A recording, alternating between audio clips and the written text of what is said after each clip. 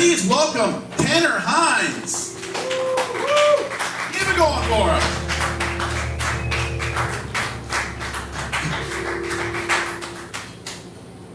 him. People who know me well ask me where I think my mental illness stems from. And while impossible to pinpoint, I do remember coming home from elementary school every day to play wiffle ball by myself. You guys remember wiffle ball, that two-team multiplayer sport? A lot of time to ponder what friendship must be like in between innings of solo plastic baseball. Like I said, my name is Tanner Hinds. A little about me up top. I'm 47 years old. And I know you're thinking, oh wow, only 47, you look much older. It's because I refuse to take care of myself. I'm just kidding, I'm 26. This is my actual height though. I'm small. I was so small, in fact, growing up that a family friend once suggested that my brother and I would make good racing jockeys one day. Joke's on her. Does anybody remember that jockey a couple years ago who won the Triple Crown? That's me. I'm Victor Espinoza. Tanner Hinds is just my stage name. I'm 26, like I said, and I just signed a 12-month lease with my parents. I live with my parents.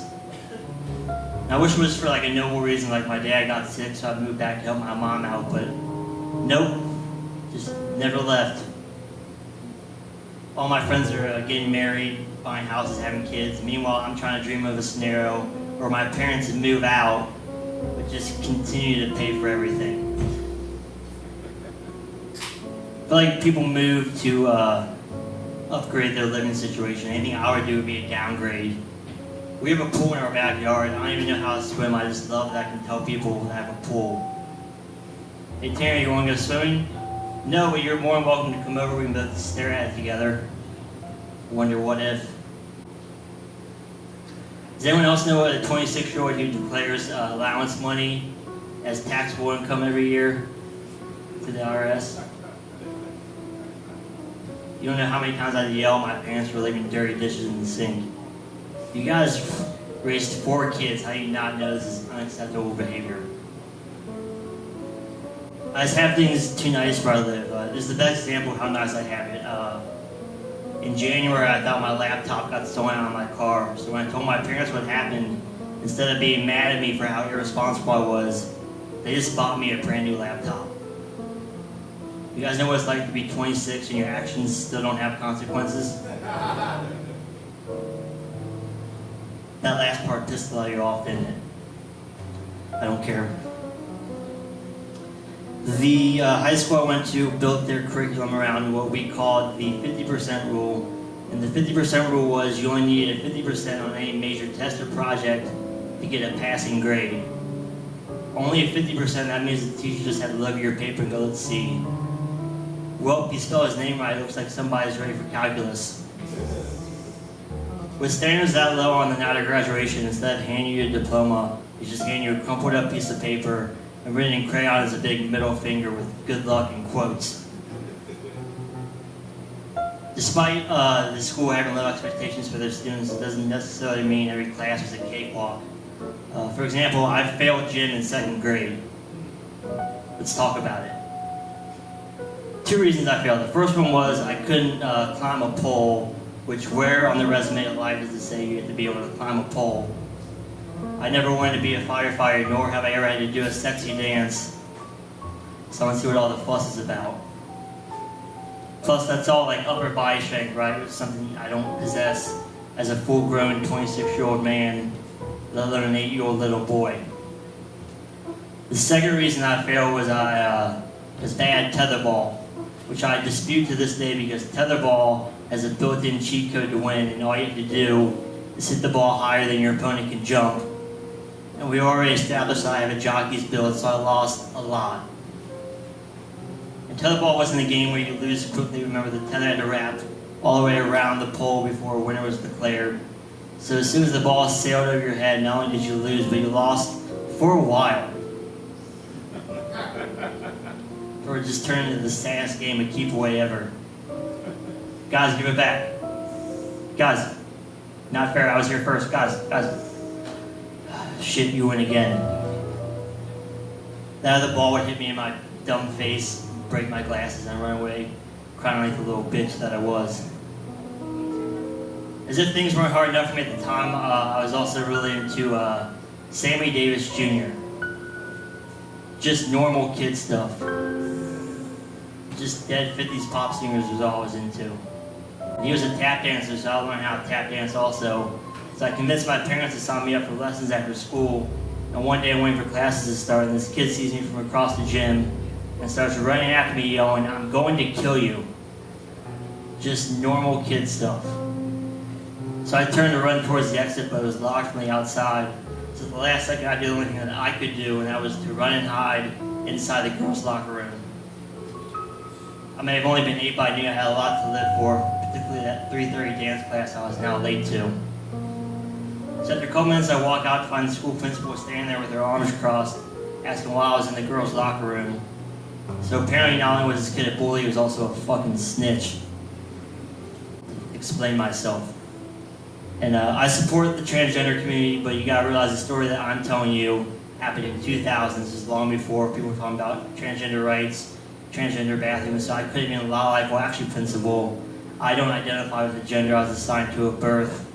And your dumb school only has 2 options when it comes to bathrooms, so this one's on you. I'll see you in court. Now on my way, I'm late for tap dance. I went to school with some weird people, which I know isn't saying much, everybody did. I have 3 examples of the kind of thing I'm talking about. 6th grade, I'm sitting eating lunch with some friends, and we come to a lull in our conversation, and one of our friends decides to break the silence by saying the following. You guys ever be fucking a bitch and have to stop because you start choking? No. We're 12. These aren't experiences that we have yet. Also, I need new friends. I can't relate to any of you guys anymore. I went to high school with a kid who had sex with a Hot Pocket and then told people about it.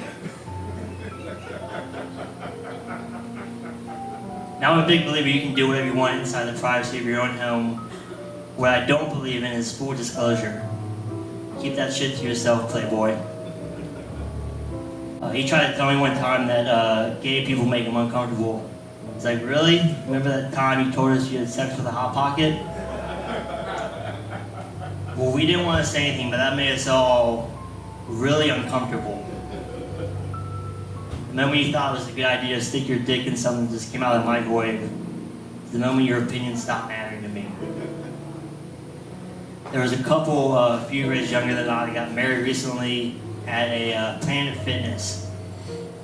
Your ears are working perfectly. Planet Fitness is not exactly the first place that comes to mind thinking about wedding venues, but I guess today anything's possible. And this isn't a fake news story that you can read about in People Magazine, Cosmopolitan Magazine. One article even called it Love at First Lift. Yuck. Never thought I'd pray for 2 people to get MRSA before. Apparently the story went, they met at Planet Fitness, they went there for all their date nights. So they got engaged, they thought, oh, wouldn't it be fun to get married here? And of course, Planet Fitness being the greedy corporate chain that they are, couldn't pass up the PR opportunity, so of course they said yes. Now logistically, how's one get married at Planet Fitness? I think it goes a little something like this. Okay, I now pronounce you husband and wife, you may kiss the bride. But first, re-rack these weights and wipe down your machines. This is still a gym, not a church where you guys should be. The LGBT community have fought for decades to get marriage equality, only be turned down places they want to get married at because according to the church, homosexuality ruins the sanctity of marriage. But apparently 2 straight hillbillies can just do whatever they want. Nobody cares.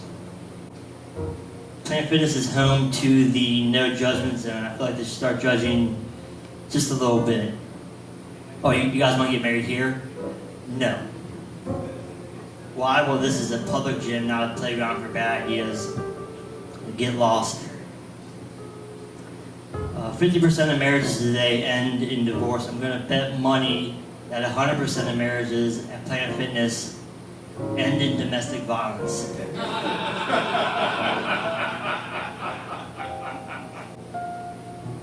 By the time I graduated high school, I was a 2-time varsity letterman in boys basketball.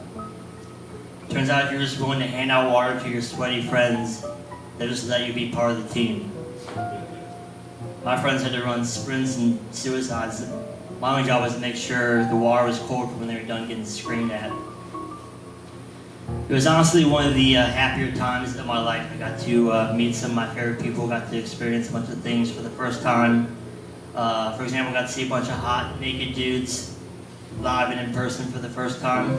That was equal parts exciting and terrifying for a very sexually ambivalent 16-year-old kid. Really answered a lot of questions I had about myself. Now I realize that's every armchair quarterback's biggest fear is what's going to happen when a homosexual athlete is introduced into a straight locker room for the first time. And in my experience, not a goddamn thing. Yeah, I was just finding out about it myself.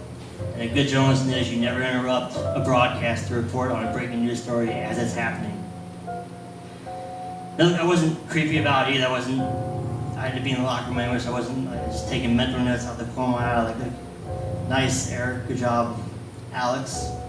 Riley, holy shit, is that a penis? Are you trying to strangle an infant? That is staggering. That's something I think every guy in here that played high school sports had to experience, but no one's willing to talk about, and that is part of high school sports is you just have to get used to seeing your friends' dicks. There's no playbook on how to handle that aspect of the game. Nobody's doing advanced scouting to give you heads up. You just sort of have to figure it out on your own.